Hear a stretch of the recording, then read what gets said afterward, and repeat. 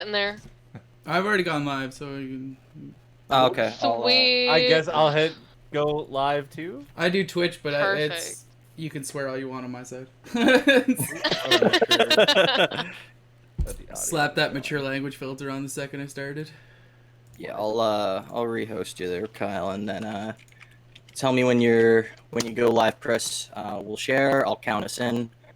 We just do our general intro first, and then I'll throw to you guys to introduce yourselves.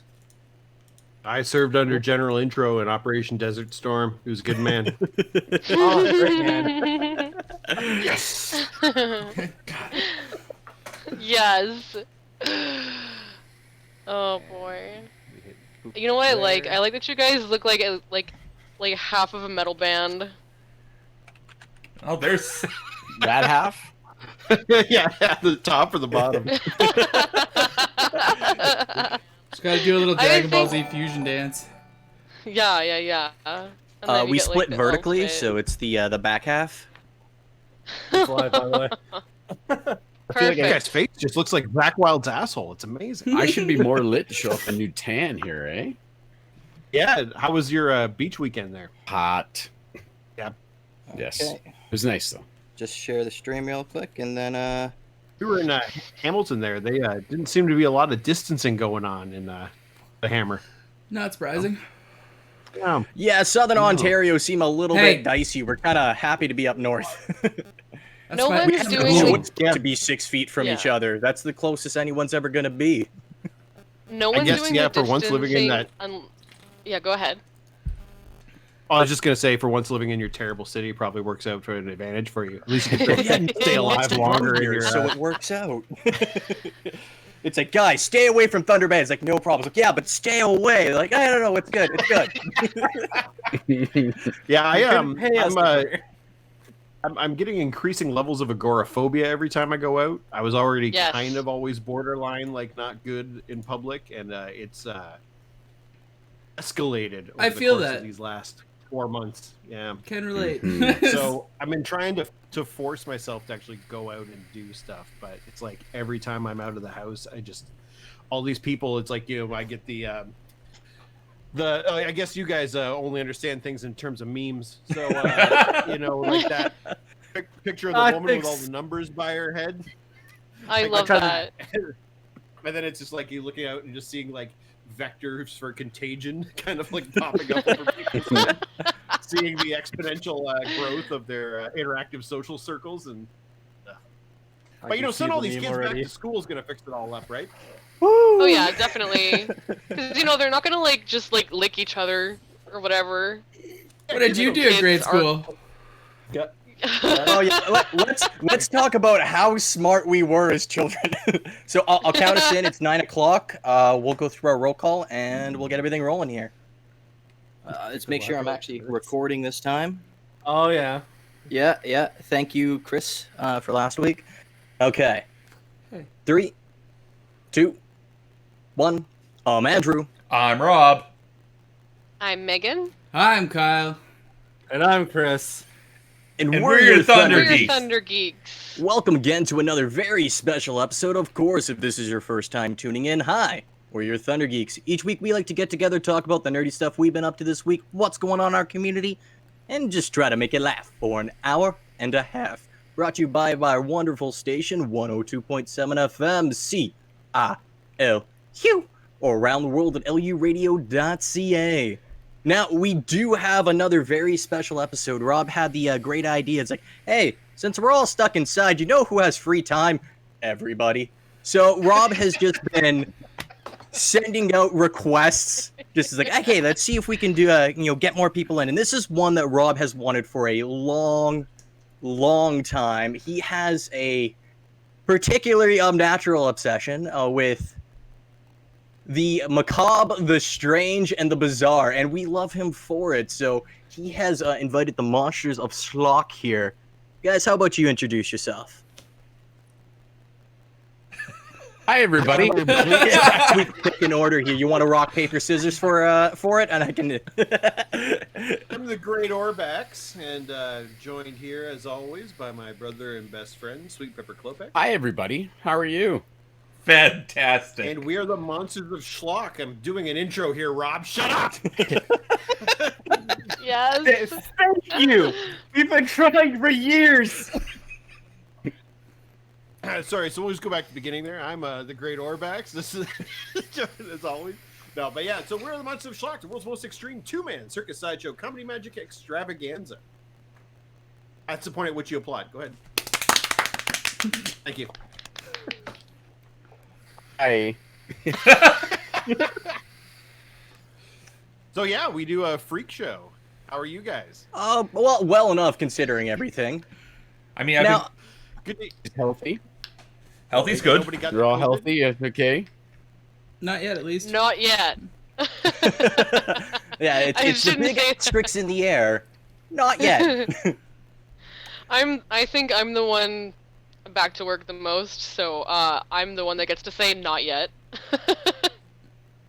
What do you do? How about yourselves? Stay safe. Now, you guys are known for quite I'm a few fine. things. Your sideshow, your extreme acts, your multiple Guinness World Records, and I'm curious, how many records do you hold between the two of you now? Well, we got pretty big arms, so I mean, like, if you're talking like standard vinyl, like probably like a couple hundred, really. I mean, if they're in a box, even we're pretty strong. Like we could lift up both ends. You stack them. I believe our current total sits at I think it's 26. Am I right, Pepper? 26 to 27. Yeah. Wow. I'm not Are you sure. there? Damn. One or the other. Yeah. That sounds great, eh? Yeah, I don't know. Yes. Like 26. You guys are 27. fantastic. Like an ultimate humble brag. So yeah, we've got quite a variety of them. That includes ones that we've broken ourselves. Even there's multiple records that we hold. They're kind of all over the map. What do you want to know about? We can talk about any of them. Actually, Yeah, because I was discussing. I know Rob is very, very eager. Go Yes. for it, Rob. I was discussing your records earlier today with a coworker, and Pepper's record of most mousetraps set off on your tongue in 60 seconds came up. When do you regain your sense of taste with that one? Yeah, it's usually about 2 or 3 days recovery time of it's awful. Like it's really, really not a pleasant experience to go through, but you gotta do it to get that record. And I did it again and again And again, and again, and and again, again and again, I think. We Yes. actually reached a point where with that record that Pepper was moving so quickly. So for those of you who need some clarification on this incredible feat that literally Pepper is the best person in the world at doing, it's the most consecutive mouse traps released on a human tongue in 1 minute. So the way it happens is you have to put it on, you rip it off, you grab the next one, snap it, rip it off.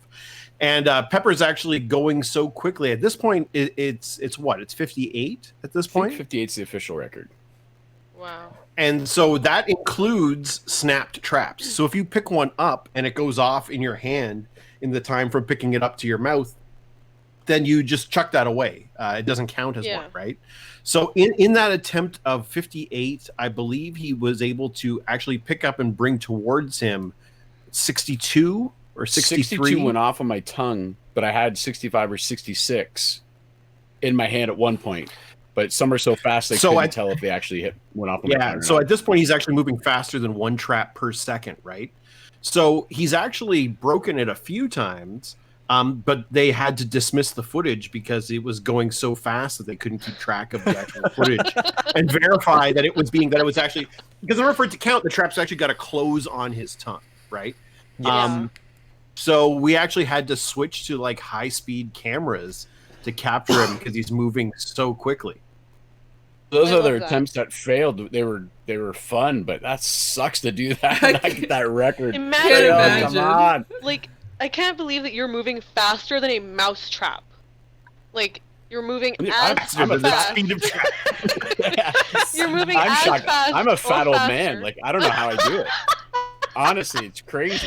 I was shocked when I saw it. There's now one you thing- have to come up with some kind of like contraption that will snap the traps on your tongue like for you, and you just like pull like like a string, and it's just like snapping them on you for you. That Rebecca, way get there's on it. no way. I think Yeah, there's no way you can just screw up one of the traps, right? I mean, I think it's going to be one of these types of chicken and egg scenarios where, like, how we eventually, COVID hit, and all of a sudden every streaming service is now free, and you can do great podcasting and video recording over the internet. I think we're just going to have to wait for technology to catch up to how quickly Pepper can hurt himself. I think we're going to see cross your fingers, kids. These amazing leaps forward in technology and in engineering that are going to allow us to actually capture the wild pepper in his habitat, releasing mousetraps off on his tongue faster than the speed of, I don't know, what moves as fast as one thing per second. You're the physics one. You should know that. Yeah, I was trying to think. You stumped me too. Yeah, I guess faster than the speed of pepper. So, Pepper, after you do that, what's the first thing you eat when you can actually taste again? Oh, you should just immediately run for beer. Like, immediately. Yep. That or hard liquor usually helps. And I don't even think I think I had a smoothie or something, right? I think there's not a lot of chewing going on for the next couple of days. So the tongue gets so big. It just Orbax says that he loves this. It starts to about the 6th or 7th trap. It starts to swell, and it bleeds like crazy. But it doesn't actually like cut my tongue. It just gets so engorged in blood that it just starts seeping. It's honestly, it's amazing. It just becomes this. Yeah, it's lovely. His mouth just becomes filled with this porous, wet towel of blood.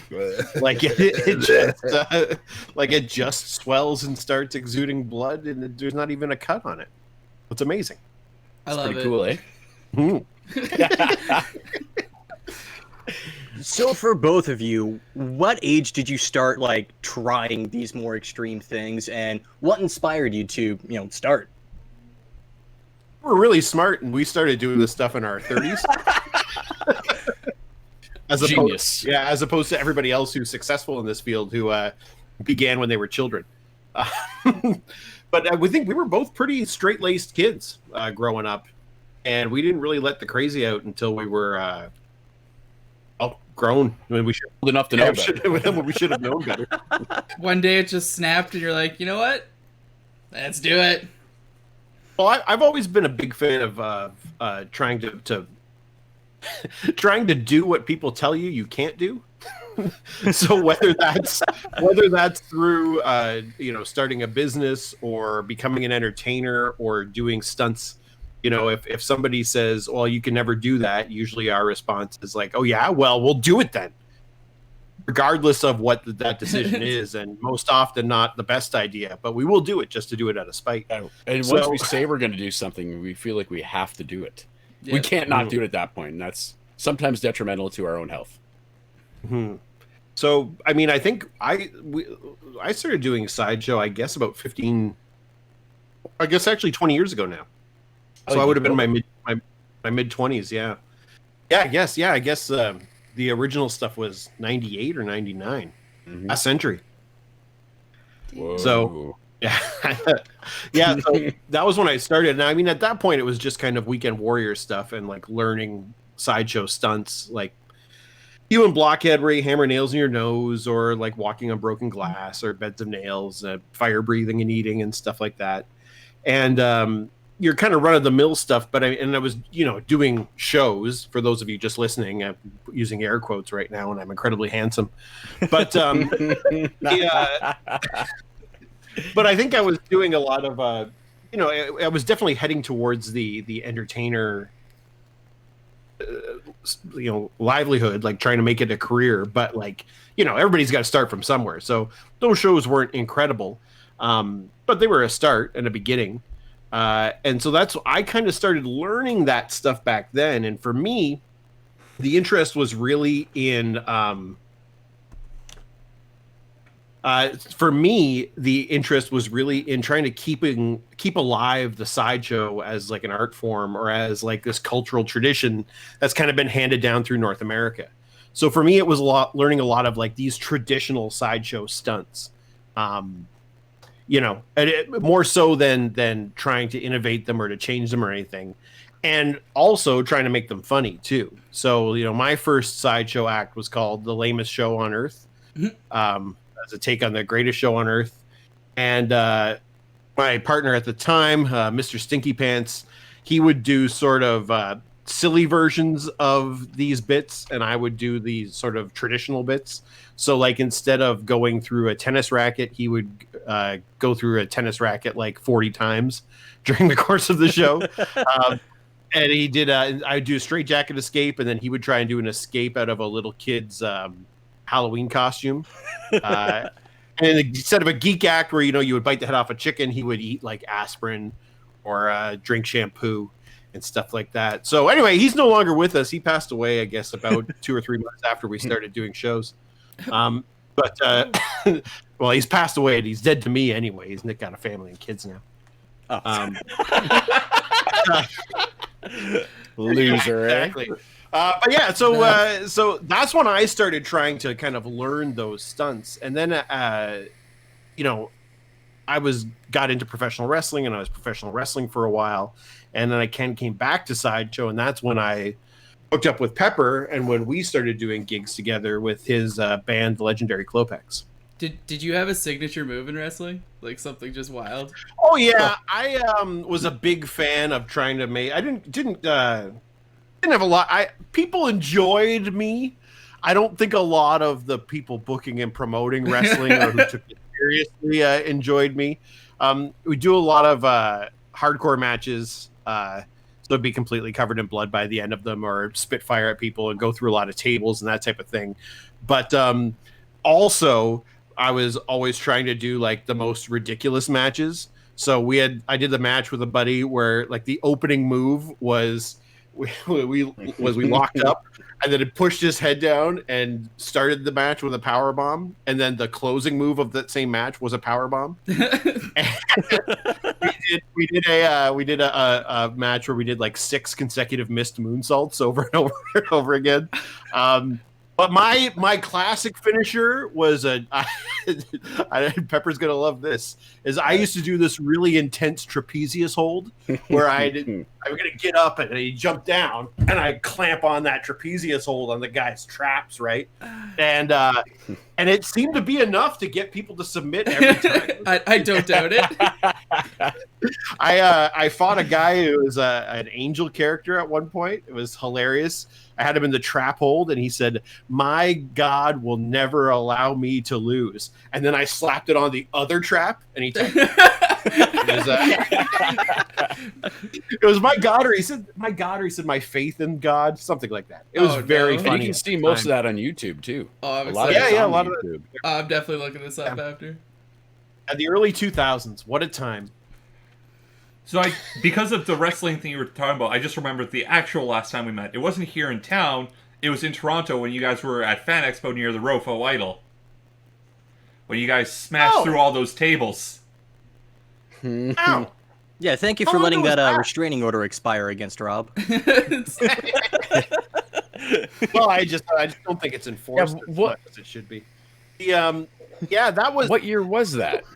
Because we got on a plane the next day to fly to Prince Edward Island, and at the time when we were booking all of those gigs, we were like, "Oh yeah, okay." So that day we do like 7 suplexes through tables onto the cement, and then we'll just get on a little like small plane and fly for 3 hours. That'll be fine. There won't be any physical side effects of that whole phenomenon. Turns out there was. But I guess would that be like 5 years ago? 2014? Yeah, 14, 15? 15, somewhere in there. Time is an illusion right now. Yeah. Sure seems like it. It's at But least again, we were way too old to be doing that stupid idiot at Fan Expo, going through tables at like 40 years old. It's just dumb. So how do you explain that to your friends and their family? Where you're going, it's like, you know what I'm gonna do for a living?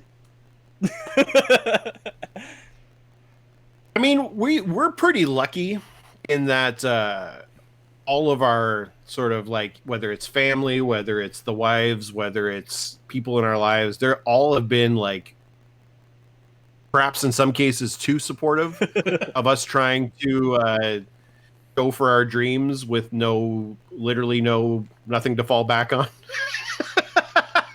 So everybody's been very kind, and I mean the parents don't like it, and there's stunts that we do that are, maybe you keep from some of the. Oh, we just lost him there. Uh-oh. Well, Yeah, there's certain things like they know we kind of get hurt for a living, but they don't want to get seriously hurt for a living. So there's certain times where, especially, we do a lot of the bigger stunts, and my wife's downstairs, so she'll hear me talking about this again. But we did a stunt a couple years ago where we put hooks in our arms, attached into a Guys, I'm motorcycle. back. Motorcycle was doing a burnout, got up to speed, let go, and we held it in place. Or we thought we could do this. And we don't ride motorcycles, so we don't know anything about motorcycles. But I thought it was a cool visual. So we pitched it around, and everybody that rides like, you can't do this. Like, it's not going to work. And we're like, oh, we think we can make it work. And we figured we can't do it backwards because if it pulled us, we'd hit our heads, it would knock us out. And then if it was forward, it would tear out, or when it got up to speed and took off, we'd hit the ground, it would drag us, which would also suck. And I thought, well, if it's going to drag us to the ground, we might as well put like 15 feet of fire between us and the motorcycle. So if it does drag us, it'll definitely kill us, right? And we're like, it's a great idea. But of course, we didn't tell anybody back home we were doing this. So, and then, of course, we survived. It was really scary. And then my wife got really mad at me for not telling her that I was potentially going to rip my arms off and get dragged through fire and die. Yeah, but you got to think about it. If you'd have fallen backwards and hit your head, that would have been way worse. Yeah. Oh, totally. Right. So, given the two options of doing it in the front or doing it from the back, you made the right choice. Thank you. And still not dead. still working. Yeah, we always joke about that. Still have where arms? We're probably going to die just from slipping in the shower or from getting COVID or something, as opposed something to really actually. lame. One of those statistics of the people who fall off the couch and die, and you're like, well, there you go. Although that said, I got a pretty good family history of people getting real badly hurt from random stuff like that and still being okay. My mom fell off a ladder once, landed backwards across a metal bench and snapped her back in 3 spots, and then dragged herself into the house to use the phone to call the ambulance because she didn't bring out the portable phone with her because she didn't want to drop it from the ladder.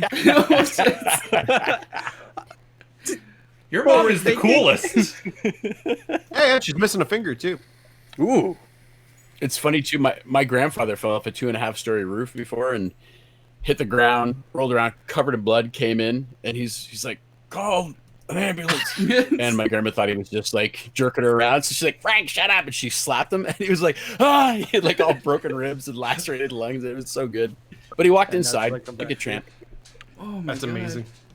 Do you have a stunt really that you're funny. still working on, or trying to figure out, like, okay, we can't do that, but how can we do that? Or is there any ones that you've decided not to? We're always coming up with stuff.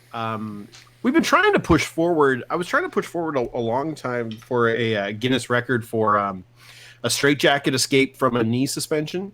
So doing hooks through the knees, hanging upside down, and then doing a straitjacket escape, but it never got approved. I got one that I'm trying to figure out. I figured it should be for a big thing. We got these records for the heaviest weights lifted from hooks through our faces. And I'm pretty sure I can pull a small car from hooks in my face. So I want to do through the 2 cheeks and then through the forehead, and then ring them all up with like a fairly flexible line, and then try and pull. I mean, I could do a smart car or some of those little ones, right? And the problem with this stuff is it's usually, we'll come up with an idea and it's not us saying we shouldn't do that. But if you're going to do it, it better be worth, if you're going to rip your face off, it should be for TV or 100%, something. yeah. So Yeah. it's always, the At least sponsors- TikTok. Yeah. At least TikTok. Oh, we lost Pepper. Jeez. And Andrew, it's just us. Let's Oh, talk. he's back. Let's talk about him. Make fun of Andrew while he's gone. I mean, that's just Hey easy there, to buddy. do. Baby They're guy. coming. They're coming. Oh, we're just having a time with Discord today. I blame going Chris. Yeah. Good thing we're using your system, guys. It's a good work. I hate Discord. I've said that since day one. I hate this thing. Well, don't worry. That's why I'm here, so everyone can. Oh, they're probably gonna cut this part out, but so everyone can shit on me. That's why I'm here. Oh, no swears, dude. Yeah. Yeah, come on, Rob. This is we Come don't on. like supposed to you. acknowledge when you swear. God, Come on, Rob. jeez. That means a spanking later, Rob. Ooh. I'm not No. a part No. of this. No. Oh, Pepper's I'll- back. I love how Andrew just comes back long enough to say spanking. Oh, that was my calling card. Oh, see, Calling card? if Andrew drops the call again, just start talking about spankings and he'll be right back. Hey, he's back. Hi. And apparently Pepper too. That's Update, Pepper. Stuart lost his wallet last night, but he found it today. Oh, nice. Good. You don't want to lose your wallet. Sure don't. All right. There's There a we one go. somewhere here. All right, so meat hooks through all right, the so we face. just pick up where we left off. Yes. Oh yeah. Oh, sorry, Pepper. So you were in the middle. You were saying something about sponsors. Oh yeah. So if you're gonna do really these really ridiculous things, it better be you want people to see it. You want it to be a big thing. It's I don't want to rip his face off just in my driveway and be like, oh, it's kind of cool, but no, I don't have a face. So it's usually, even if it's a pretty extreme idea, it'll be like the Guinness that's like, that's too much, or Ripley's is like, so it's usually not us that says no. We're like, oh, we can totally do that. Like, yes. But that said, too, we're pretty good at mitigating the danger. Like we'll if we have a pretty dangerous stunt that we're considering, we'll think about it for months at a time, and try to kind of develop a way to actually do it and to not get in the process of doing it. So because we do stupid things, but we're not stupid. yeah, no Which matter is, what I anybody see says. to a lot of yeah. Rob, do you wish you can say that? No, I know I'm a dumbass. Oh yeah, Again- at that fan expo, didn't you meet David Tennant that weekend? No, it was Matt Smith. That was the Oh, okay, yeah. That was the year I got to run with him. right.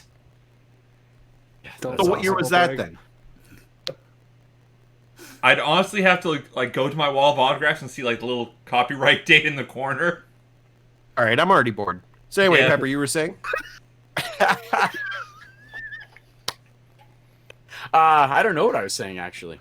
Probably It's something. okay. It's already more entertaining than that story was. Well, let's say we have an incredibly stupid friend, like hypothetically. His name is Bob. For people who are looking to start like getting into doing show stunts, you said you studied a lot of the classic ones first. Where would you say people should start? Okay. I have two things to say quick, and then Orbach's going to say something. First, anybody can just walk on stage and, stick a nail in their nose. Work on actual showmanship and presentation first, because that's the most important thing. 100%. Second of all, for what we do, even if it's something there's certain bits in our show that we won't do every night. Let's say, if we're on tour for 3 months, you're doing shows 5-6 times a week, sometimes maybe twice on a weekend, depending the scenario, but you're doing 6 shows, like 6 nights. If you can go out and you can't do those stunts every night, it's not worth doing. Because there's a lot of guys that, that it's not their job. They're crazy. They'll go out on a weekend, do a show, and it's like, I'm going to cut my hand off. It's like, okay, you can do that once, Well, twice. but not again. So if you can't go out and it's sure not. But, when we do our Halloween runs and stuff, we're doing shows 3 times a night. And it's like, it's pretty physically intensive, but it's something we know we can make it through and we're not going to die or get too seriously hurt. There's always that risk, but you have to make sure it's at a minimum instead of just running out and be like, I can do the most extreme thing. It's like, okay, now what? But we can go out and do that full tour, and you have to be able to do it and do it and do it and do it and do it. So that's very crucial.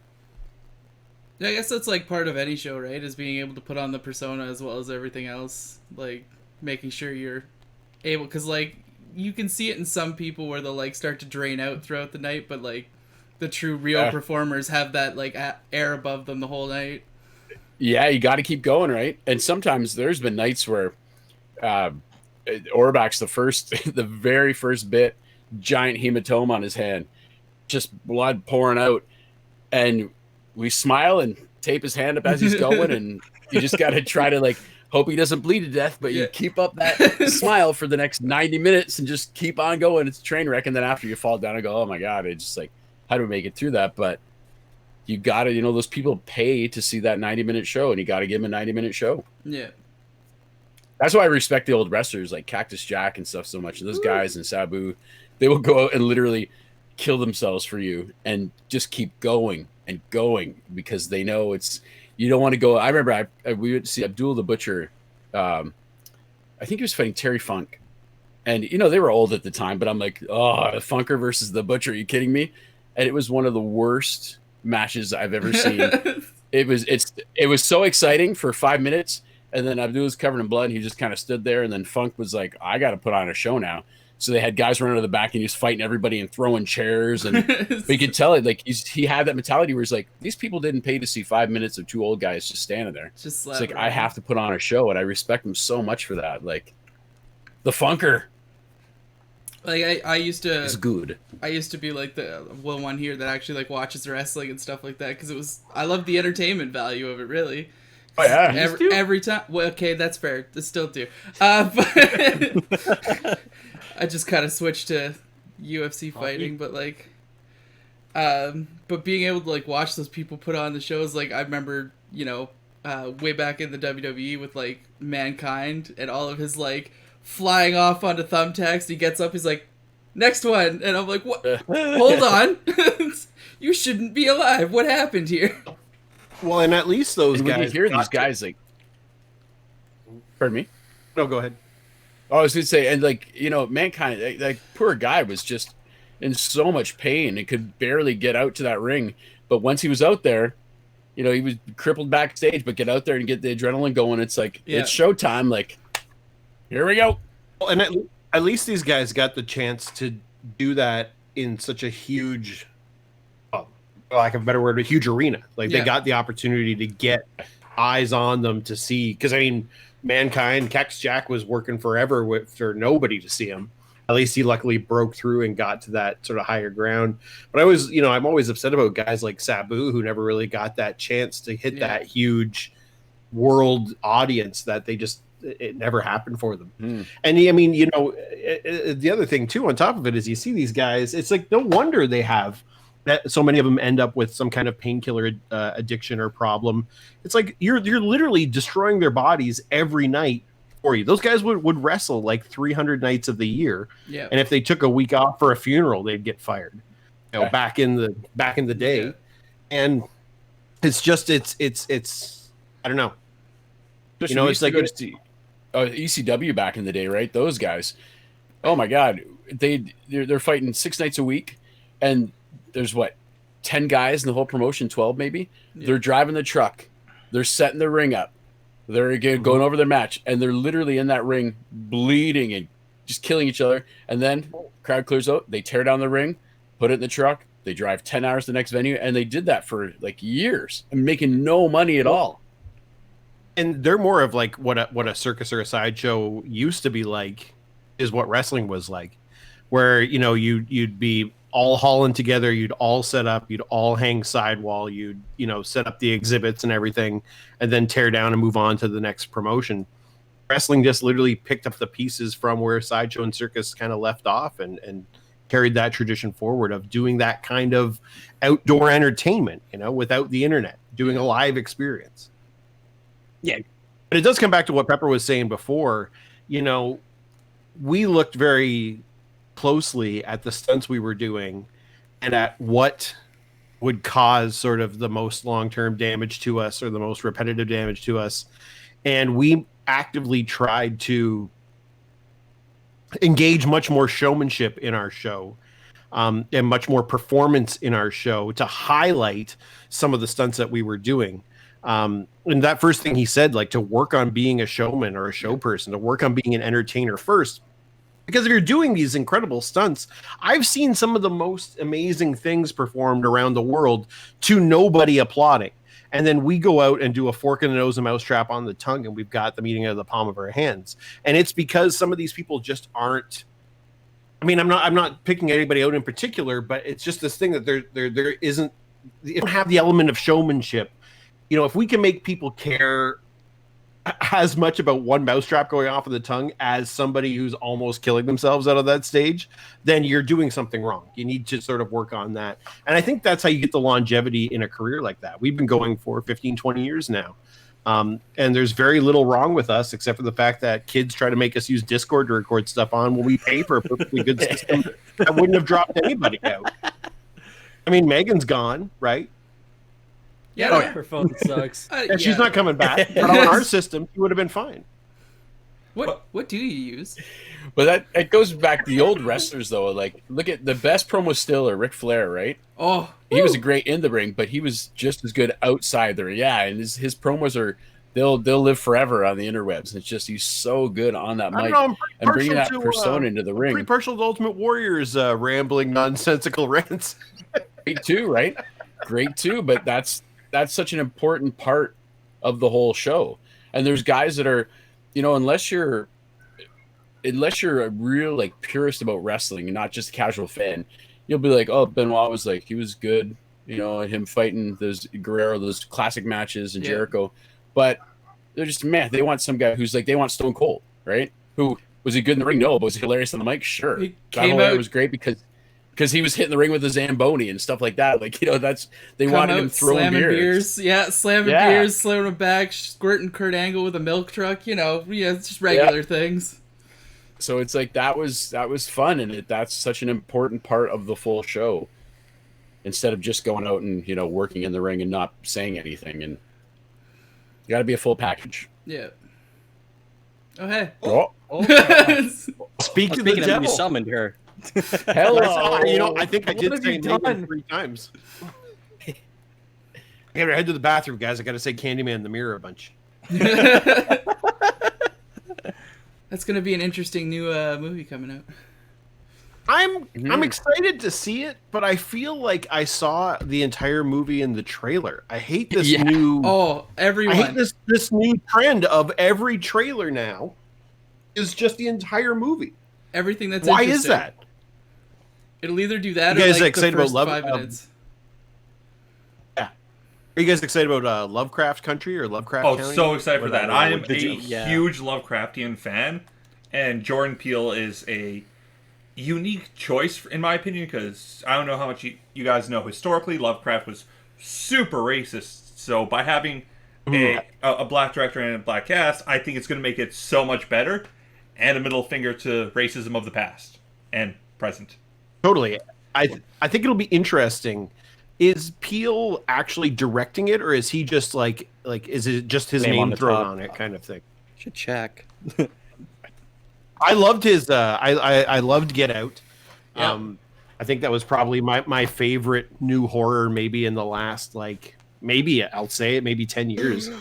Us was a little weird. Us was And I haven't seen Us yet, so I'm still holding on to that one. But I loved his Twilight Zone. Yeah. I just love the cinematography of what he's doing. Like everything in Twilight Zone looked like it was a weird fever dream, and I think I figured out most of it was because it was shot like halfway down the person's body. So eye level for the viewer was at chest level. So you're always looking up to look at people talking. So it gives you this really kind of confused child in a room while people are fighting feeling. Like every Maybe that's just more my- shooter, Holy smokes! Who's this? Hi! I heard you missed me, so your hatred for our Discord fueled me to come back, I guess. Fantastic. I got to throw this out here because Orbach said that was his favorite horror movie in 10 years, give or take. Anybody else? Is anybody else? Because two of my favorite, I liked Get Out was good. Like I said, Us, man. Orbach, so you didn't see it. Spoiler alert, you'll see the ending coming a mile away. Yep. But I remember I watched The Autopsy of Jane Doe and The Void. Yes! Like in a 2-day period, and they were both fantastic. The Autopsy if you haven't of seen Jane them, Doe watch those was movies. great. The Autopsy of Jane Doe was so well done, and I can't remember the actors that were the autopsyist and his assistant, like the father and the son. But I believe it's I believe it's called an autopsifier. An autopsifier. I'm sorry, I don't know what the real word is. I'm sorry, but the guy that conducted the autopsy. Thank you, Megan. There we go. Bump her off the feed now. Is that? Yeah. I'll peace out since I don't know the word for the person who performs an autopsy. Bye. He was so good. Patrician. And the fact that they shot them with like so little.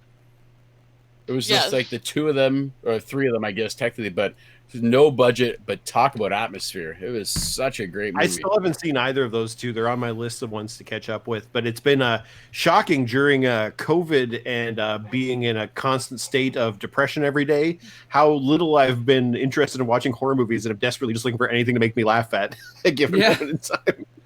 I think it's been Yeah, like I was watched trying to think nothing about but 90 Day what Fiance. horror movies come out this year. See, I think it's like the opposite for Kyle and I, Oh, where no. horror makes us smile and laugh because we're dark people. I love 90 Day Fiance. Just pointing that out. Like it's one of the. I'm recording it right now It's because so good. It's on right now. Dying. I've spent It's so good. confession.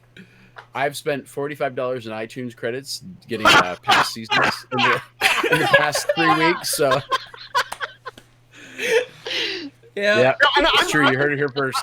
I'm still unclear with this whole 90 Day Fiance thing. So this is one show that spawned like 12 Many. shows? A lot Yeah. of like seasons. There's right now there's quality tonight's like memes. 90 Day Fiance Ever After, and then they do Pillow Talk where you watch Yep. the same episode with all the cast members talking about what you just watched.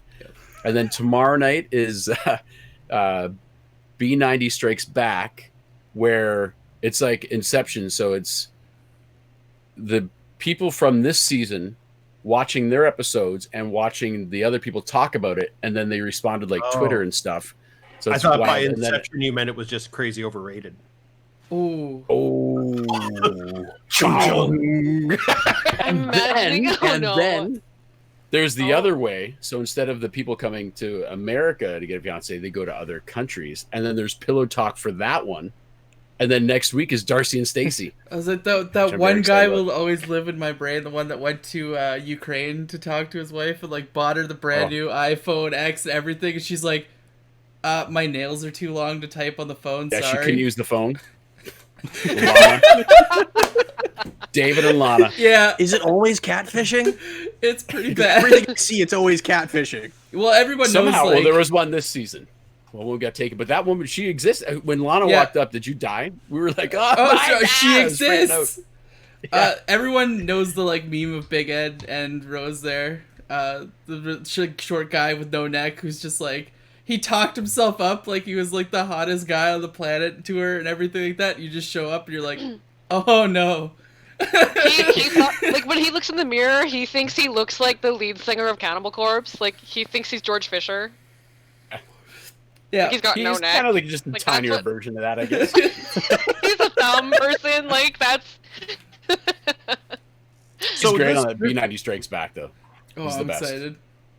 So this Pillow Talk, the post episode talking format, does it work for 90 Day Fiance? Because I find it doesn't always work for shows. It does, Yeah. but we find we watch it the next day because it's weird to watch the same episode you just watched with the. Yeah, totally. But I love it. You want to let some I of those have a subtleties problem. sink in overnight. I need help, please. Don't worry. I've been I love there, I've been garbage there. TV. Yeah, I love 100%. Yeah. Well, like Andrew did say at the beginning of the show, this was an intervention. So. but for Rob. Oh dang. We need to stop Rob from hurting himself. Hey, I don't hurt myself. I use Yeah. two methods I've learned from these two to scare coworkers. And that's You've all- learned nothing from us. I don't want to. Not responsible for anything, Rob. not some kind of mentorship thing. This is a Oh no, random not person we mentorship. kind of I met. saw it. I went, I could do that, and then I did, Oh, yeah. and make people cry. Yeah, welcome to our lives. Yeah. You know what's my favorite thing? My favorite thing is burning Rob. But my other favorite thing is when professionals burn Rob. Hey, I know how it feels. After that Christian Potenza episode. So now we need the next guest to rip on either Andrew or Chris. True. No one's gonna rip on me on. I apologize with the 90 Day Fiance here. I got sidetracked. So horror movies. Anybody Okay, else see anything have in the Have last you 10 years guys that- have you guys seen Cabin in the Woods? Yes. I actually hadn't seen it probably until last year. I think I finally saw it. I think- it still holds up. I still enjoyed it because it's what now? God. It's a good ghost movie. It's like honestly, I think it was one of like the better horror movies that came out because it was like tropes on tropes, and then you're just like, and well, there's world-ending God. Yeah, I enjoyed that aspect of it a lot, but I held off a little bit because like people are like, oh, it's the best thing. So whenever anyone tells me it's the best, I have to give it some time because I'm like, oh, I can't be bothered. And then I watched. I'm like, you know what? That was very interesting. It was cool. It wasn't what I didn't know what I was getting into, but I really liked what I saw. Yeah. It's kind of an interesting take on it. It was fun. Yeah, they made. So know if mine, you've it's seen- definitely not the Oh. best thing I've ever seen, but it's Kyle's fault that I saw it at all. ABC's of Death. Yes, he knows exactly. For me, it's a horror anthology series they did on Netflix where they take 26 different directors. They each give them a letter of the alphabet and said, okay, you have to make a horror movie that is based around something that starts with this letter. And then us being us, we turned it into a drinking game where we invite friends over and like, okay, before it gets to the letter, you have to try to guess what this movie is about. And if, I'll give you the one that I sold everybody on. So the letter F is for fart. So it's a Japanese one, I believe, where it's a schoolgirl who's obsessed with her teacher, and eventually a world-ending fog comes through and starts like killing people and like doing all that. So the teacher erupts from the ass of God. Yep.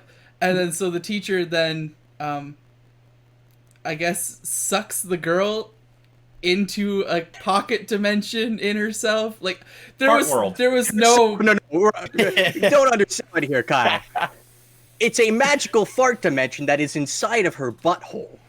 like Welcome back. and that's one segment of the movie. I mean, that's always the sentence to come back on. Some other parts of the movie, I mean, we fantastic. literally pay for a service to do this. Why we're using Discord? I hear you, don't- Orbex. I didn't get any input in this, just so you know. None of we're us just knew playing this out anything. now. If there was a whole other system, we would have went, oh yeah, plus, no problem. We've got a soundboard on ours. Oh, I could be that sounds burning so Rob like sexy. I could be burning Rob soundboard? like I could be burning Rob like crazy with the soundboard right now. What is it Oh, called? man. All right, guys. Low key piano effects behind him. I hate to keep on this movie thing, but I don't get to talk much about movies anymore because Fire away. don't leave my house forever. Absolutely. Okay, a lot of hype recently. Mandy and The Color Out of Space. Color Out of Space is amazing. I watched both. Yes, Mandy. I was like that one. I thought it was a slow burn, kind of an interesting. There's a lot of the guy from Law and Order. You got to see his penis, so that was fun. I'm like that's the DA from Law and Order. That's cool. Those are also both on my list, so I'm going to take my headphones off because I don't want any spoilers. You're not So gonna get. Just I'm not wave gonna your ruin anything hands for you. at me when you want me back in. My guess is that the app will drop out by then. But I really Bam. Color Out of Space. I enjoyed a lot more. But and the effects, the practical effects, I'm a sucker for that. It was just neat. But they both kind of look the same. But and Nick Cage going was full good. Nick Cage. I can't stand Nick Cage. I'm sorry, Well, I mean, I can't stand not him. at all. No. If you guys love practical effects, The bees. we recommended this one to Benson last weekend. Guys, I'm back. Were we talking about the bees in the face? Yeah, actually, hey, the bees. I was like, that's a guy going, the bees are in my eyes. I know what you're thinking. I'm a pretty gifted mimic. I'm pretty great at doing anybody's voice. Like I can do Rob's. Check it Oh, out. no. That's Right, like pretty solid, right? Like I know you're like It almost made my water come out of my nose right there. I wasn't expecting perfect that. spectate. So yeah, you're right. We are doing a podcast. Orbax and Pepper do a podcast. I was Some gonna people ask. listening to this should probably switch over and pick up some of our classic episodes that are out. Just like you, like Rob sent out a message to everybody he knew because they're not doing anything now. We also did the exact same thing of sending out a message to everybody that we knew who's not doing anything right now. So yeah, we started doing a podcast talking to other entertainers and trying to stay positive while legitimately everybody is out of work until next year. Question mark. TBD. But I mean, it's great. It's nice that people are going back to work. And I've been very lucky to still be working throughout this, but like that CERB's only good for 4 months, and so many people in the entertainment industry are just going to be left behind. Yeah. Yeah, It's really been upsetting. Really, really upsetting for people who are in the entertainment industry, especially stage performers like yourselves, bands, just etc. Well, anybody involved in the gig economy. I mean, even down to the Yep. people who set up the chairs and do the front of house and the back of house, or even the people selling merch or selling hot dogs out front of events. Like everybody's going to be affected by this, and it's not coming back anytime soon. Yeah, we Like, have. how do you do a socially distanced show inside now? Like, It's going to be an interesting way forward, just because we have so many people that are tied up into just a entertainment part of the economy, and with that you need people to gather to be able to not only put on the show and have a good time, but to make money off of it, because like, oh, we're just going to have a third of the capacity, we won't cover the cost of the stage. Yeah, none of it makes sense. Or what about the people who, that 20% of their income or 30% of their income is what took them above the poverty line? Mhm. So many people working other gigs on the side, and that's just gone now, so they're just left behind. Yeah, So your 9 to 5 workers that play on the weekends. Yep. I mean, I'll give it up. The government did an amazing job mobilizing that money as quickly as it did to get to people. Yeah. And they've been very receptive to people reaching out and saying, look, you've overlooked this portion of the economy of the working class of people who are trying to make a living. Chris, are you asleep there? Did I put you to sleep? Sorry about my really heartfelt moment there. I'm multitasking with some other stuff. Cool. I'm curious what this next wave is. This new EI that they're implementing for people that are self-employed or are. Well, gig yeah, workers. Pepper, talk about that. I've not heard anything really. I don't know anything about it yet. They're rolling It's it just out. one of these- They announced it, but I guess there's no details yet, so it'll probably be Monday or Tuesday. Yeah. But, Because I'm really curious to see what's going to happen. I don't see like even if you have a 50, so you're allowed 50 people inside right now, right? But they have to be socially distanced from each other. So what kind of venue do you have to have? I mean, like in a theater, the 6 feet is not 6 feet apart along the row of chairs. It's a 6-foot circle. This is the thing that everybody kind of forgets about, You'd right? never be able to open the doors anywhere for 50 people. It's not feasible. No. Right? It's just Well, and who's going to be able to afford, after all of this, who's going to be able to afford the $50 ticket that it's going to take to open the doors for everybody to just break even? mhm. So I know So- one of the Struggle. local bars that we have in town has been like starting to pump out merch as much as possible, since they can't Yeah. like do anything, and they're Yeah. like unable to have any shows and stuff like that, and they're starting to get worried more and more. And he's like been talking about it because it's Black I just Pirates don't know what here, the so- answer is. Oh, yeah. Yeah. We almost played there once. I've seen some approaches to it. I know I'm pretty into the drag community, and one of the things that they've started moving into is where you've seen movies start getting the revival is within drive-ins, where they're setting up an outdoor stage and doing like a drive-in show. But then it depends upon the kind of show that it is. If you need a show where you kind of have to see the stage very visually, it's hard to set up. That's the thing is, I think for a drive-in, something like drag, it probably creates enough spectacle that you can see it. Music probably works to that extent. It's probably not an ideal circumstance for anybody involved, but it would translate. I know a lot of comedians have been doing comedy in drive-ins, and people are honking their horns instead of laughing, which just seems like it's you're yawning now, Chris. God, what's going on over there? I pinched my finger in my lid. I'm trying to get back on. Oh, that hurt Okay. so much. I'll share it with the rest of us. God, give us something to riff on. Rip on Rob, But, it's easier. and like stand-up comedy, I think it's weird for people, but I think it would work. I don't know, or it works. I just don't think. I don't know. Like if we were to do that, people can't see you, and what we do is so visual, and we like to be so connected to the audience that I think it's like the same thing I for don't a know. lot of like magicians and stuff like that. Like you can't really. don't you ever put me in Sure. the same category as a magician. Well, there's I'll take it.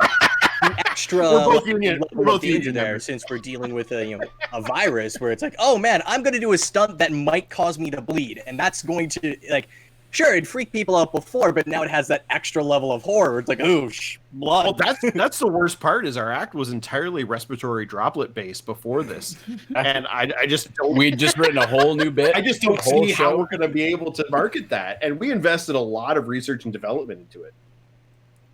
I mean, not enough to make Chris excited, but the rest of us are probably all into this. Listen, I'm so But you know what? dead None inside. of this matters, though. None of this matters because Sturgis is happening Oh right my now. god! There's a quarter million people. They're doing shows. They're in bars. Is there there's- shows going on? I didn't see in any of the forums that or any sideshow stuff Yeah. going on. Is there? I don't think any of the sideshow stuff's happened, but Full Throttle Saloon's rocking, and there's 20,000 people in that bar or whatever it is. It's giant, and there's not a mask in sight. They're crawling all over each other. It's just gonna Is be. that a American venue or Canadian venue? It's the pop-up set for the Sturgis bike rally in South Dakota. There, yeah, okay, American. So it's just- no. yeah. I mean, we've seen it's stories gonna- about that. I mean, it's terrible. It's Oh. terrible to say, but I mean, like in terms of a numbers game, no, cases in America are so high that, in all honesty, they might be past the point of masks doing anything, Yeah, Oh gosh. and distancing doing anything, right? Like because then We just passed 5 million cases this weekend. Yep. I think it was. It's like, yes. hey. yeah, it's scary. I mean, because that's we've been breaking into the U.S. market as well, and so it's like, well, when is that going to come back? Is it going to come back? Yeah, Why- that's Yeah. big. I mean, with a closed border, what are you going to do? What's going to be left when we Like- go back? Yeah, there's that too. Like, Well, I have You a guys are gonna be fundamental. driving. You guys are gonna be driving to the border, and like as you're getting closer to the border, you're just gonna hear like the fanfare of like circus music. Yeah. I have a belief that Florida will always be there. Oh, it's matter survived through No matter everything. what happens, it will just become a giant Thunderdome, where more so that it's been. But, that will always be a bastion of people, Yeah. at least. Like Well, and if you Florida- go down to the States and they've already gone full Mad Max and stuff, it's like, you're gonna go, like, look at me put hooks in my face. It's like, oh yeah, bro, I've already done that. Have you seen our mayor? This is Commodore Kills a Lot. Don't look at him. Yeah. So I don't know. I mean, it's going to really be interesting to see how everything shakes out in the next yeah. 6 months. I mean, I just don't know. I mean, It's it'll be alarming. interesting. I think the economy is starting to recover somewhat, but I think you're only going to really see the long-term effects come out in the long term. Like, I Yeah. think there's literally giant sections of the economy that are being so overlooked, like entertainment and entertainment adjacent stuff, that is just going to disappear if nobody does anything. So you guys have been doing like a podcast and everything like that. Have you been branching out to any other like media platforms? Like you mentioned TikTok earlier, or like We've done a couple virtual shows for the science show. We do a little kids science show as well, and we Aw. feel that it's called Orbax and Pepper Do Science. You can check it out on all major platforms. It's based on our characters from the Guinness World Records book, Guinness World Records Science and Stuff, in which we're featured in a 40-page spread as the make and break progenitors of the book. woo, There we are. There, see how cool we look there. there you go. So it's a little bit different than the sideshow, and Yeah, it's incredibly just a little bit. Yeah, just a little bit, and it's incredibly rewarding getting to work with all these junior scientists and see it's inspiring to see these kids who are just so smart and so amazing and so hopefully ready to fix all the problems that we've created in this world. Not me specifically, I mean the rest of you. I mean, I saw. So we've done a couple science shows with that, but even that, something that people don't think about is all these science centers around the country, around the world, rely on a certain number of people to be able to come through in order for them to stay open, and all that stuff's in jeopardy as well. So I keep trying to support as many as I can and tell people, like, most of these science centers are doing live stream shows on Facebook. Go watch, go buy a shirt, go do something, Yeah. because their tourism numbers are way down as well. So And science education, I think, is particularly important right now because what is driving a lot of the Absolutely. disaster in the States is just vapid ignorance of scientific concepts, inquiry, and just being able to tell the difference between facts and conspiracy. No one's Well, it's like I caring tell enough. all the kids. Sorry, Chris, you actually said something? All I said was no one's caring enough. Or too much, I guess. No one's caring enough, Oh. or no one's caring enough? I know he was a pun. It was It was a pun. Oh, good. No, that was good. That's good. Let's hear it for Chris, everybody. No, but it's like I tell the kids, you know, when we do these shows, I tell these kids, you know, Jesus has a plan for all of us, and sometimes it's that was a joke about Jesus there. Oh, guys. I'm okay with that. Sorry, you're super into Jesus and Thunder Bay. Is that Not the, so much anymore. no. All right, I'm going to let myself out. We'll see you guys later. We're just. But yeah, so we've done some digital shows with that, and I think that that's translated pretty well, and it's a super ton of fun. But I mean, I don't know. I know everybody's sort of going over to TikTok. Everybody's doing all these various things, and it's we're two old men. Like we're very good at doing a live show, and we're great at doing TV, and we're fantastic at making video, but we're not great at doing cinnamon challenges and flossing. Like Come on. That is just like the inherently- dance, Okay. like the Which like the one dance, of you would? not like our- Yeah, which one of you guys? Which one of the two of you would throw it back for the TikTok? What? See, I don't even know what that means. I'm too old to know what that means. She's asking which one of you would dance for TikTok. All I know is that China's taking over with TikTok and 5G. That's all I know about TikTok. Yeah. Mi- They put the Microsoft 5G in pigeons. Microsoft bought TikTok to avoid the shutdown. Oh, So it's that- gone through. So now it's going to be a US developed app. So America will have Oh, all I- the data. Hey, this is worse than trying to talk to Chris right now. Like, I don't even want to know about what TikTok means or any of that stuff. So I mean, well, at this point, we do some things very well, but one of the things that I think we can readily admit that we don't do great is creating viral content. And I don't think that unless you have 100,000 people following you, 1 million people following you, that you're not making any money off of doing that. The effort put into like build up a platform that is contrary to what you're used to isn't really worth to put the effort into.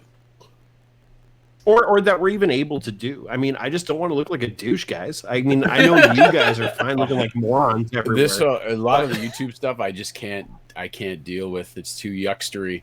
But what is like the TikTok thing? We have buddies that are magicians that are always posting TikTok videos. But I see and they're killing I it see on them on Instagram, which is about the only thing I use. Yeah. What's the difference? Like, why do you need another platform if you're just going to show it on another? Like, One of the things that I've heard is that TikTok has gotten licensed to all music, so Yeah, you can do they stuff have more access to to any music sort of and, music like- video. Yeah. Yeah, Instagram, it's more about like photos and stories, where TikTok, it seems to be more focused on not only collaboration, where like you could just be responding to other people's videos in creative ways and adding new context, where they're just taking sound clips, rather music or just speaking clips that they'll pull and recontextualizing them in a million different ways. I feel Well, like it's you're giving lip all, syncing to the max. I feel like you're giving a really nice, a really great description that over validates crappy memes that people are putting out there. That, yes, Why am I being literally. attacked? Why am I being attacked? but it will only be a matter of time before because Instagram's doing reels now. Every time I open Yep. up, there's a different video. So I'm Ooh. assuming they're just going to crush that. Because remember, at every jump ship last year or 2 years ago to Vib, what was it? Vivo. It started with a V. Vivo. Vivo. Everything. Instagram's dead. Follow me on Vivo. And then 2 days later, it's like, well, that's gone. I'm back on And Instagram. that's back to Yeah. Instagram. I Remember think Vine? yeah, so- I remember Vine. So I remember long Vine. story short, I guess we're just not great at doing that stuff. And there's just a certain way that we like to present our product. Yeah. And I think it's a lot more aimed at people our age or who have the sensibilities of what we find funny. I mean, if you don't like Sanford and Son, or if you've never heard of it, you're not going to like our show. If you don't know who Arnold Zippel is, I mean, it's out. It's out.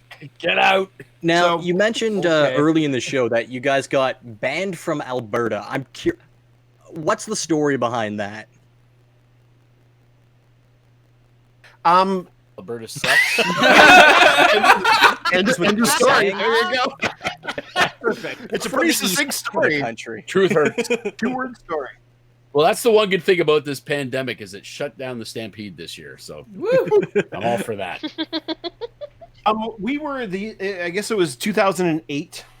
There is a regulation that the AGLC has, which is the liquor commission there, that states that any entertainment which has the potential to be bizarre, grotesque, or offensive has to be approved by the AGLC prior to being put on, and the penalty is loss of liquor license and a potential fine of what, $50,000 or $10,000 or something ridiculous. That was a crazy amount. What? So we were going Why? into where were we going? Prince Albert. Grand Prairie. We're going into Grand Prairie, and we pulled up to the bar. It was literally our first major show from driving across the country. We'd done that killer show in Thunder Bay that everybody's still talking about today because they saw two men with their own teeth.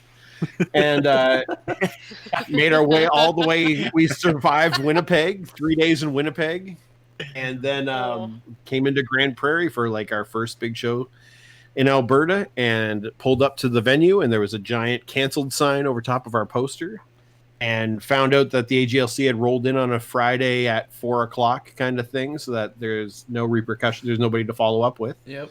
And the weekend's worth of gigs had gotten canceled. We tried to appeal it multiple times because we still had gigs in Vancouver or British Columbia that we could go do. And they just kept pushing us back out through the meetings. They have once a month meetings, or was it once a month or once every 2 months? It was some ridiculous way too runaround. few, Yeah. And so we just kept getting tabled and pushed back to the next meeting so they could just avoid it. And we had a letter writing campaign. People wrote in letters. It did nothing. And at one point, we were literally arguing with them that, I mean, I had this conversation with somebody from the AGLC over the phone. I was like, look, like, this is censorship. And they said, no, this isn't censorship. We just need to know what you do on stage so we can decide whether or not people should be able to see it. And I'm like, that's literally the definition of censorship. And and so basically we were out, 15, 20 grand in guarantees, stranded across the other side of the country, middle of like a 3.5 month tour. So I spent the next year living in a thrift store basement with a bunch of mannequins because I couldn't afford anywhere to live. And Great. but still That alive. is so In your face, infuriating. Alberta. Yeah, is Alberta the only province that has something like that? Because I was unaware that Alberta's that even the only existed in place- Canada. Alberta's the only place that nobody seemed to care that it happened to us. Oh. So we couldn't get any press behind it. We couldn't get anybody, because I mean it's a great news story to show this ridiculous hypocrisy. Right? Yeah. Yeah. And the only sorry, go ahead. We were also told that, I don't know if people listening to this are aware of the weird sort of, I don't know if it's just an Alberta thing, but they don't have like per se nudie bars like most of the country. But I was just they gonna ask that. I was just gonna ask if they had like dance clubs. well, it's Sorry. weird. They have Strip kind clubs. of, I guess they have some strip clubs, but they'll have like a roving. They'll have dancers that like tour. So one night, that's it's a cool. sports bar, and then every third Friday it's a nudie bar. So we weird. heard that Yeah. this law is also. Now be careful with my words here, but Okay. him doing blockhead would be considered an insertion. So there was a certain thing to put in place so it stopped certain acts that these girls would do. But blockhead is clearly not the same as Yeah. I mean, Like a- it's incredibly a pornographic act. Yeah. It's incredibly sexual in nature for Hold on. me, but I try to not put that across to the audience. But if you can't discern the difference between those two things, there's a real problem. I think that's on Alberta and not on us at that point. I mean, maybe you can get So, around like, it, just the like, hey, by putting it into my couldn't- head, it's just yeah. an extreme COVID test, just going right back, and then we're out. That's it, right? It's just Put a so swab weird on the end of it, boom, you can do it anywhere. because if you were in a country like America, even if people didn't like your show or believed in what you did, they would get behind your right to actually present Do it. it. Yeah. But Canada is so complacent about everything that you can't get people to rally behind it. And I mean, that's been my experience, and I'm hoping that I just hope it changes. That's one of the exciting things about doing the kids science show is these kids seem fired up to fix the world, and it's like it's about time somebody actually did, because we've been trying, and I mean, I keep putting nails in my face, and that's not working. So I mean, I don't know what else to do. I've shouted at almost everybody in the entire country. But it is nice to see, people are going out for like the Black Lives Matter marches in Canada and stuff, and they're voicing their opinion, and they're vocal about that border being closed. And so it's we're stepping up as a country, it seems. It's great. It's like kind of a little too late, but at least we seem more diverse. Like I live right in Niagara Falls, so I'm right on the border, and everywhere along the border is always copacetic. And then, you get a little bit north or south of that border, just a little bit, and it changes a lot. Mm-hmm. And at least it seems, as a country, it's like we're more accepting lately. It's transgendered rights, of gay rights, of racism, but there's still that underlying amount. And it's the States gets a bad rap, but they have 10 times as many people. Yeah.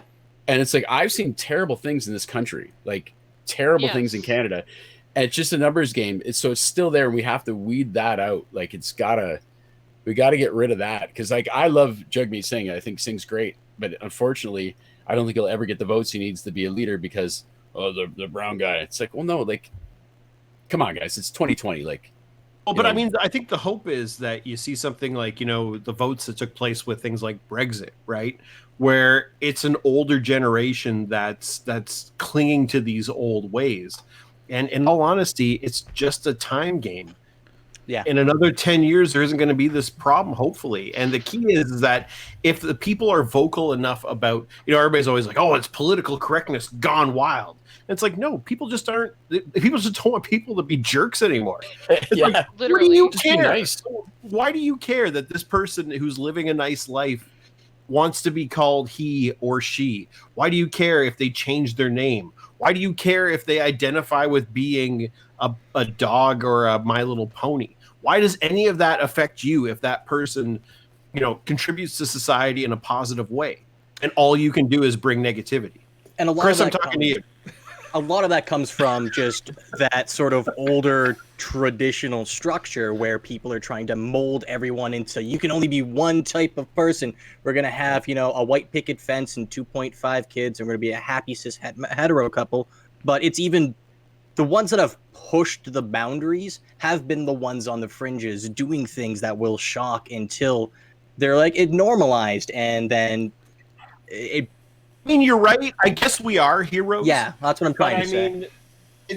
That's what I'm hearing, and I mean, it does strike a chord with me, and I guess you're right. But with that being said, though, we say the one reason we do this show is to make people happy, and especially like the last 5 or 6 years, Turner, because like everything just like the world's like such a terrible place, it seems most of the time the last couple of years, that we go out and we'll do the show, and you come to see our show. It doesn't matter age, race, religion, sexual orientation, like literally it's out the window.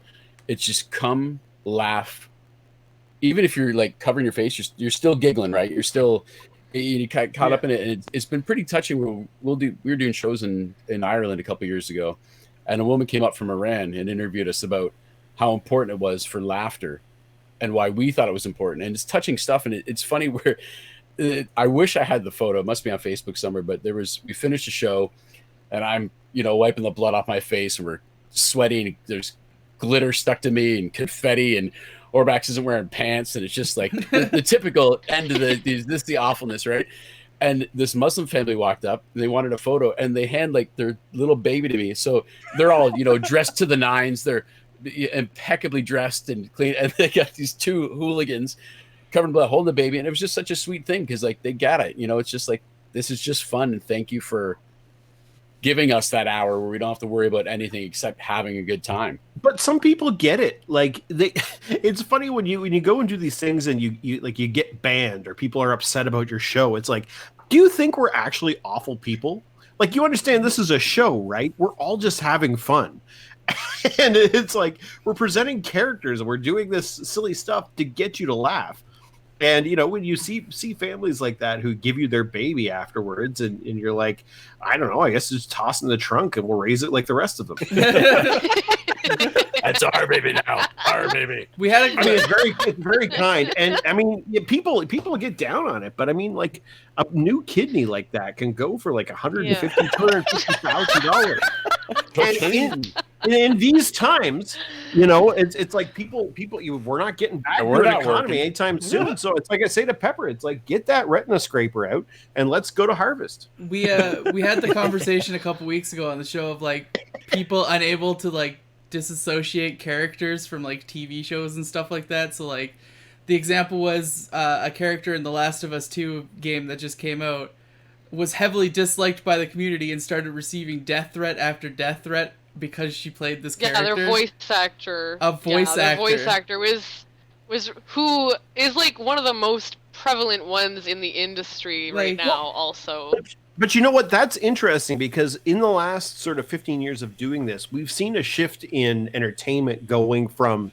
people portraying characters to people marketing themselves as a personality. Yeah. And I think you see a lot of that in content creators, whether it's YouTube or TikTok or whatever, of people like putting themselves out there, and that's become entertainment. I mean, maybe it's just, it started all with reality TV and Survivor. Yeah. But I can kind of see that, like that if you're so stupid that you don't realize that actors are doing acting, that you would start attacking that. But maybe that's just something to be said about where entertainment has gone from where it was. I think it also might speak to the people that are unable to differentiate between someone who's portraying a rather hyper version of themselves or a character, and also just being gullible and falling for those like anti-science conspiracies that they lack those critical thinking skills to go, hey, wait, maybe there's a little more going on. Like, hey, don't invite Orbax to dinner because he's gonna put a spoon up his nose. Like, like what you do on stage isn't necessarily what you do in real life. But I mean, if you want to put up a spoon up your nose during dinner, go ahead, do it. I mean, I'm totally available for dinners for the right price as well.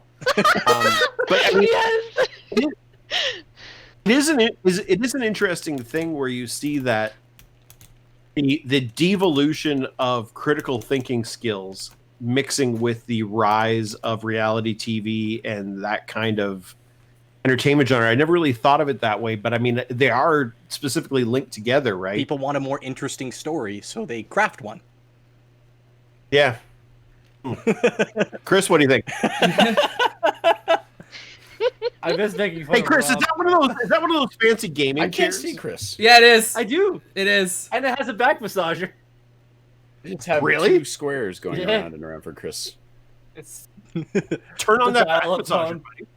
I gotta find a cord. Hold on. All right, Pepper. So I'm going to do for AODA compliance. I'm going to describe to you what Chris is doing. Okay, thank you. So his big stupid head's turned around. He's plugging his dumb cord into his stupid chair. Now he's shaking his head like he's like a people. I'm so sad I can't see this now. He might be frozen, or he might just be totally ghosting me at this point. Started saying, smiling a little bit. Someone's got a little bit of a smile going on. We got that back massage going yet? Rob, why are you laughing? This is the best episode we've ever had. Guys, this has been really nice because normally I'm just turning all of this vitriol inward. So this has been very nice for me to get to spew let her rip. I am comedy hatred on everybody. I'm so glad that you're sharing with us. It's very good. So glad. Before I let you guys go, I have the really important question, so I'll just have you both answer here. Would you rather pilot a giant robot or be a giant robot? Okay, so let's break this down. Does the giant robot have sentience if I'm going to be a giant robot? Yes, if you are the giant robot, like you are just you, but a giant robot. Then, yeah. Now, if I become a giant robot, does everybody I love in my life dies? Is that the thing? No, you either can pilot one or become one. I They mean, can, right? oh, just if don't you get to step choose on that. them, you could. Yeah, I mean, yeah. that's up to you. Do I feel pain as a giant robot? You're aware I've of never thought. I wouldn't you're think aware so. of damage, but wouldn't call Aware it of pain. damage. How about this? I- You have a pain receptor, but you can turn it on and off. Why would I turn it on? You know how much cooler the stunts would be if you could turn the pain receptor off? I think I'm going Now pilot I'm on gonna this just one. light my You're gonna pilot. fire. Really? Pepper's going pilot. If Pepper was the pilot and I could be the robot.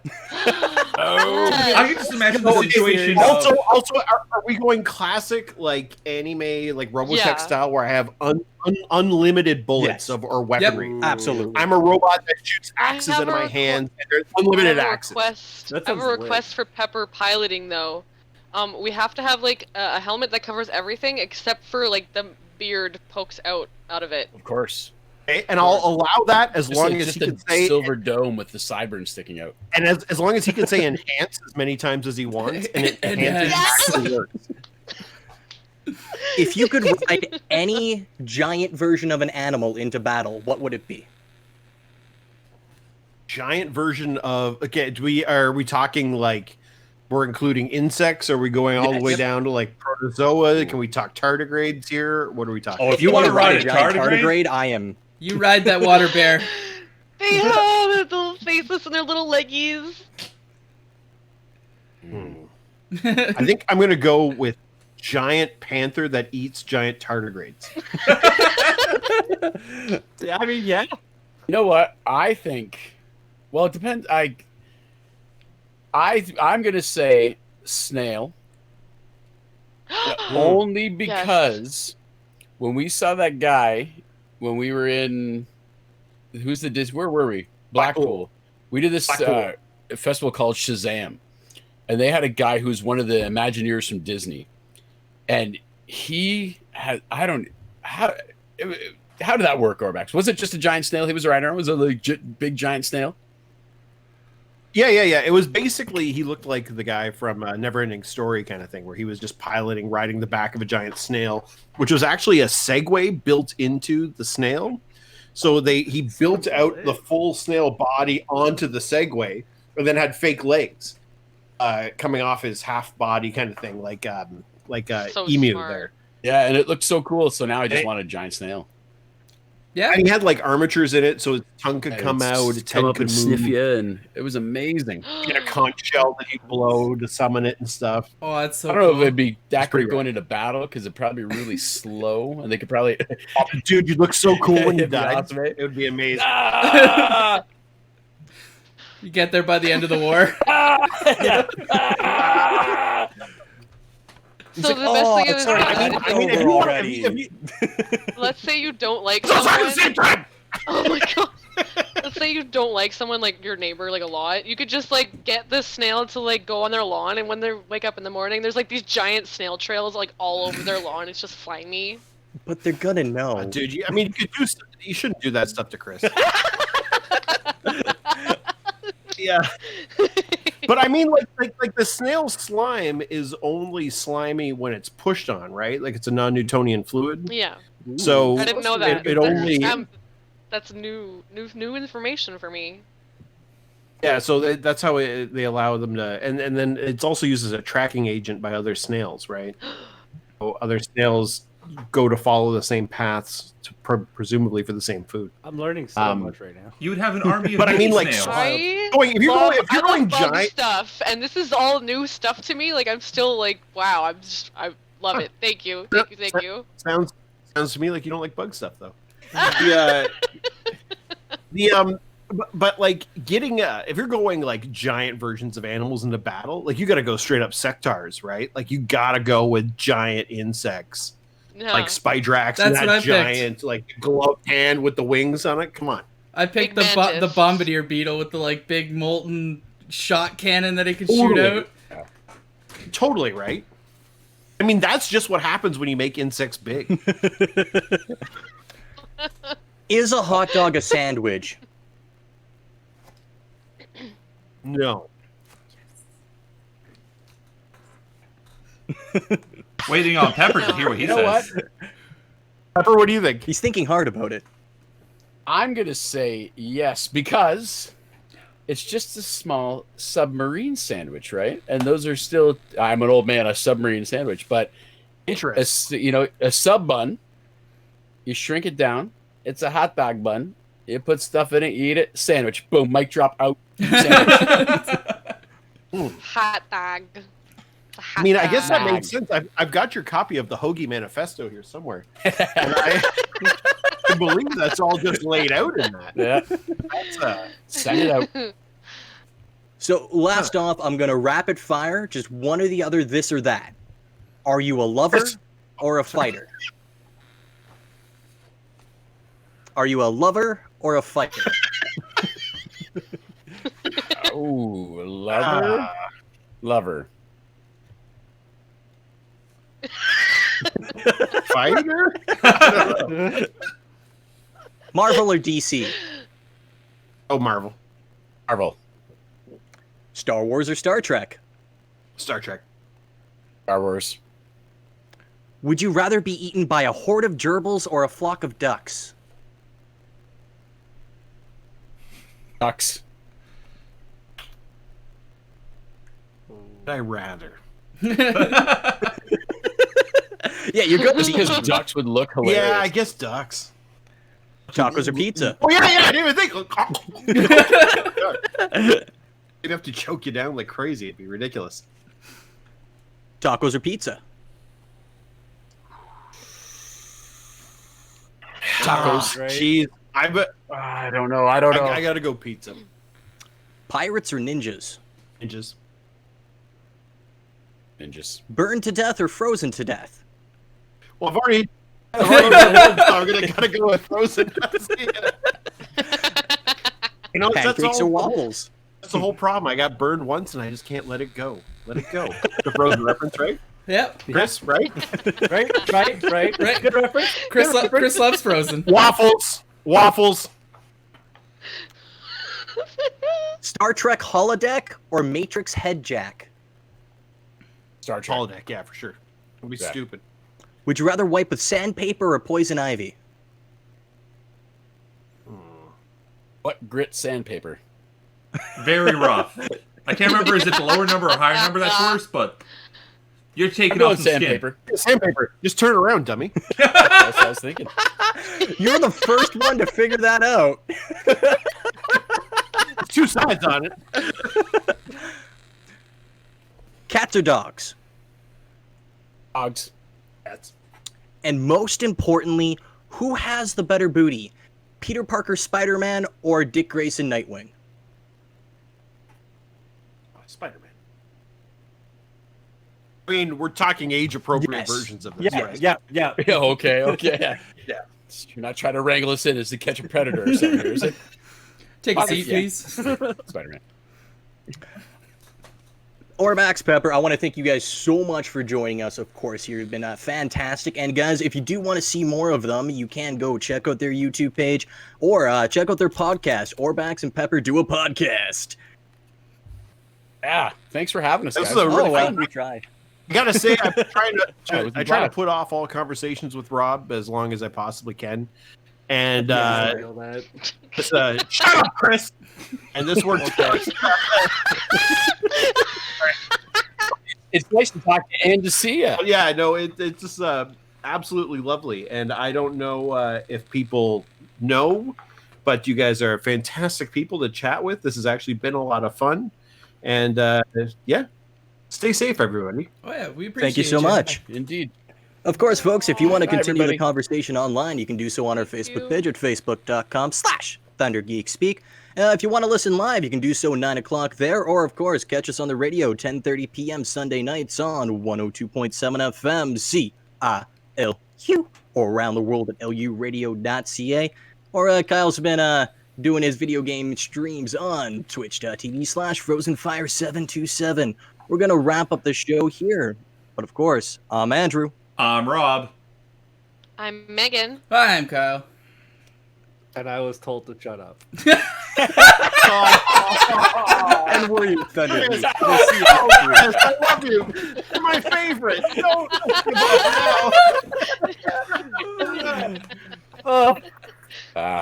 Well done. Oh, thank you guys. Thank you guys so much. That was fun.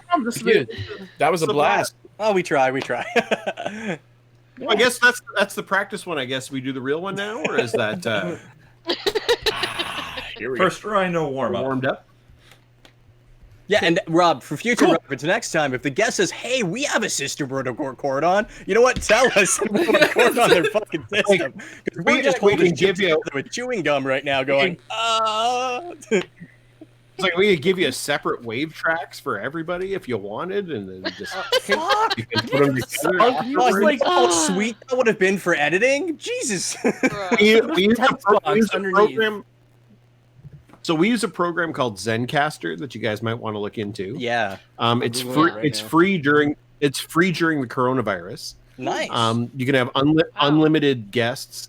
You can pay for a post processing thing, which we do because we don't have any ability to edit or know how to do anything. But it's like it costs us $2 to like edit an hour's worth of stuff. Yeah. And it gives you all the separate tracks, or you can just do your combined track afterwards and bump it out. That sounds sweet. And you can connect whatever microphone. It's no video, but apparently they have like a beta system up right now of Yeah, I video saw as well. the It's like the beta popped up when I opened it. and sorry, and the best part of it, what it does is it records locally on each machine. Mhm. So the audio is the audio on each machine, and then it drop boxes all that together, so you don't have that weird underwater zoom sound to everything. Yep. Yeah, well, that's what I've been doing between me and Chris. Chris is broadcasting, actually broadcasting, and I'm just recording a local version to myself, and then I edit them back together if we have any drops. Today was particularly terrible. We actually haven't had this many drops before. That's pretty droppy. But It's pretty funny. Rob picked up Oh, both at least we're times. professionals, so we can take over for one another. So it should Oh, be yeah. pretty Yeah. smooth. I think. Discord demands a sacrifice. Thank you so much, because that's going I to would make my say- job so much easier. Oh yeah. I would say honestly though, check out the Zencaster thing, because that's Yeah. the reason we started our podcast, because we're like, oh my god, it's so easy and it sounds Yeah. great. Do you because know it's if just- a we're like, mobile? We don't know It's what just hell recording we're the doing. audio on your laptop and on my laptop, and then it puts them together. That's awesome. Thank you for that. I appreciate It's you free, letting so- us know. Yeah, we're pretty cool that way. So anyway, well, Thank you so kids have a- much. yeah, no problem. Have a good night. I'll see you Thank guys. you too. And if we're ever allowed to Have a do good stuff again, we'd love to come back up and see everybody. Yeah, we and- got to Oh, come hell back. yeah. With I it's would love been a to see you guys. Oh, we'll promote everywhere if you come Oh, back. yeah, like, We'll message all of our friends that aren't doing anything, and we'll bring them. Yeah. But it's We yeah, have one of those I'm an things- aggressive. I'm an aggressive fangirl. I will make sure people come to your show, or else. Or else. It's one of those things though too. It's like I mean, are we looking at 2021 or are we looking at like 2022 before gigs happen again? Like, oh, I know. Oh, it's It's Let's hard hope to sooner say. than later. as LA was saying, what were they saying, Pepper? It's like fall 2021 before Yeah. the first ones are being Wow. rebooked down there. Oh, no. with America, Yeah, it's at least. fucked. Like Mhm. there's no I two ways think- around it. I Like, think it's we, like- we might be able to pull off like a Yeah. small bar tour again, because you go to a restaurant now, and there's like we were away for the weekend and the restaurants were packed. Well, packed, but everybody's the table is spaced apart. But there's still some of these places, there's like 50 people, 60 people in big places, and you could do a show, a seated show. It wouldn't quite be the same, but I think it comes I'll take down what I to get. what the ticket price is going to be on these things at that Mhm. point. Yeah. Because it's like if you can do 50 people and you can take a $10 or $20 ticket from them. I mean, my thoughts were to do like multi-packaging levels.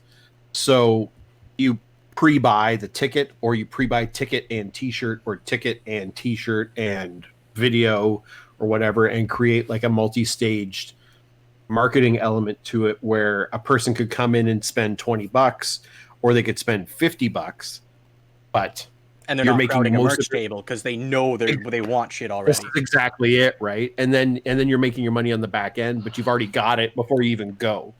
So then you know that whether or not we got to hit $1,000 to get to come to Thunder Bay, well, then you'll know in advance because all the purchases have been made in advance. Yeah. It's like pre-ordering tickets. Yeah, and That I way think you people are at used to that now. least I think, know I think, 100%. Yeah. I think 2 or 3 years ago people weren't used to that system, but I think now people are Okay, now it's fairly all good. open to it. Yeah. See, the only problem is, So we'll see. you know, you can try and get people to social distance. I'm like, hey, wear a mask if you're not feeling 100% well, or like stay home, period. But you can't always expect people to like uphold that honor system, right? I mean, like, Or you just say if you're coming to a show, you have to wear a mask. Like, Yeah. I mean, Yeah. that's what a lot of just our it. places have done. I mean, the other thing too is that we'd have to go maskless, but we'd also have to remove all volunteers from the show. Which is a huge shit. part of our show is having the volunteers, right? But like, we can't play in, I don't know, what's close to you guys? Marathon? I don't know, whatever other Kinda. garbage city. Yeah, close enough. We're between 8 There's hours about and an nothing. 8-hour Slippery. emptiness in our radius. But I mean, like, Yeah. you know, we can't play like a gig the night before and have somebody at that bar have a potential exposure and then go to the next venue and expose those Yeah. people, right? Yeah, you don't want to Because be a the- catalyst of an outbreak. Absolutely, because there's going to be that too, is something to keep in mind. It's like we have to be distanced from everybody who's in the actual bar doing the thing.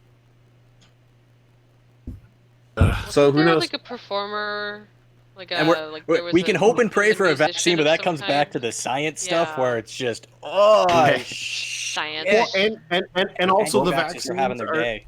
Well, but also the vaccine. It's like, I mean, you'll have We some don't. vaccine this year, but they've only been studying this virus for 8 months. Yeah. Like Yeah. it's only gonna, I mean, I think our best hope is a flu-like vaccine where it like mitigates reception of it, and maybe it's a thing you have to get every year. Yeah, we won't know the And I efficacy of it. understand- Mm. Yeah, and I understand that like we have come very, very far in our medical technology, so we can make a vaccine faster than we used to be able to do in like the last 3 decades. But there's still gonna be people who are still skeptical of it because again, there's still people who are skeptical about like getting the flu shot. They're like, oh, if I get the flu shot, I'm gonna get sick. Oh, and they also put that microchip in you too, right? Well, yeah, exactly. That's when they put the Yeah, fuck they'll, that. they'll give you the 5G virus. yeah. The G And that's stands what- for gay, right? and you know. that's when Bill Gates gets his hooks in you, right? Yeah, sure. I bet he cured Africa of malaria. Nice try, Bill. Yeah. Anyway, all right. I get the fuck out of here. Good I'll talking. see I you gotta guys. go watch 90 night. Day Fiance. Uh, Thank you so much. That was Chris, absolute you're blast. you're a good sport, Chris. Thanks for playing around. I'm Thank used you, to being guys. the butt of jokes.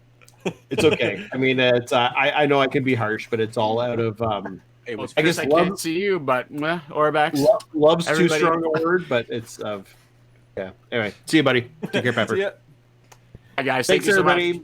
You have a lovely Stay night. safe. Stay safe. Lovely Wash your night. hands. Wear a mask. Bye. Hi guys. Stay safe. Bye, No, YouTube. so sweet.